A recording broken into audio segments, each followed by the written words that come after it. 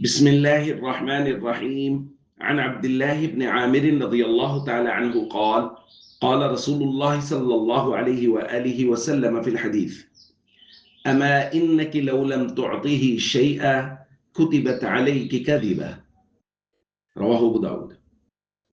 حضرت عبداللہ ابن عامر رضی اللہ تعالیٰ عنہ بیان فرماتے ہیں کہ رسول اللہ صلی اللہ علیہ وسلم ایک دن ہمارے گھر میں تشریف لائے۔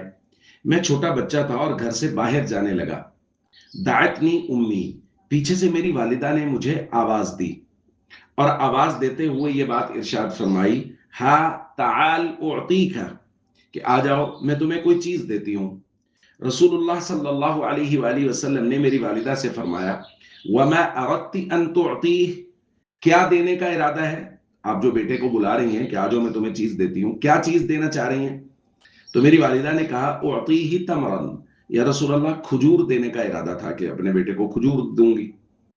رسول اللہ صلی اللہ علیہ وآلہ وسلم نے وہ بات ارشاد فرمائی جو آج ہم نے پڑھی۔ حضور نے فرمایا، اما انکی لو لم تعطیہ شیئا، اگر تم اسے یہ کہہ کے بلا رہی ہو کہ آؤ میں تمہیں چیز دوں اور تم اسے کوئی چیز نہ دیتی تو کتبت علیک کذبہ، تو تمہارے اوپر جھوٹ لکھ دیا جاتا۔ دوستو، جھوٹ کے معاملے میں رسول اللہ صلی اللہ علیہ وسلم اور شریعت مطہرہ کی حساسیت پہ غور کیجئے کہ جیسے ہمارے یہاں چھوٹے بچے کو کہا جاتا ہے آؤ چیز لے لو، تو بچہ آ جاتا ہے، حالانکہ اس کو کوئی چیز دینا مقصود نہیں ہوتا، ہاتھ میں کوئی چیز ہوتی بھی نہیں ہے، لیکن بس صرف بچے کو بلانے کے لیے، متوجہ کرنے کے لیے والدین، والد یا والدہ یہ بات کر دیتے ہیں کہ آ جاؤ چیز لے لو۔ نبی کریم صلی اللہ علیہ وآلہ وسلم فرما رہے یہ بھی جھوٹ ہے اور اس پر بھی جھوٹ لکھا جائے گا۔ چھوٹے بچے کے سامنے بھی جھوٹ بولنے کی اجازت نہیں ہے۔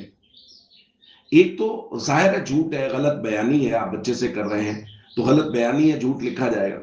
دوسرا، بچوں کی تربیت کے معاملے میں یہ کس قدر اہم پہلو ہے کہ جس چھوٹے بچے کے سامنے ابھی سے آپ نے جھوٹ بول دیا، آپ نے بچے کو کہا آ جاؤ بیٹا میں تمہیں چیز دیتا ہوں، بچہ آ گیا یہ سوچ کے کہ مجھے چیز ملے گی، اور جب وہ پہنچا تو ہاتھ خالی ہے، کوئی چیز نہیں ملی اس کو، تو اس کے ذہن میں یہ بات جائے گی کہ اچھا ہاں ٹھیک ہے، کسی سے غلط بیانی کرنا کوئی اتنا بڑا مسئلہ نہیں ہے، نہیں تو میرے والد صاحب میرے بڑے مجھ سے غلط بیانی کیوں کرتے ہیں۔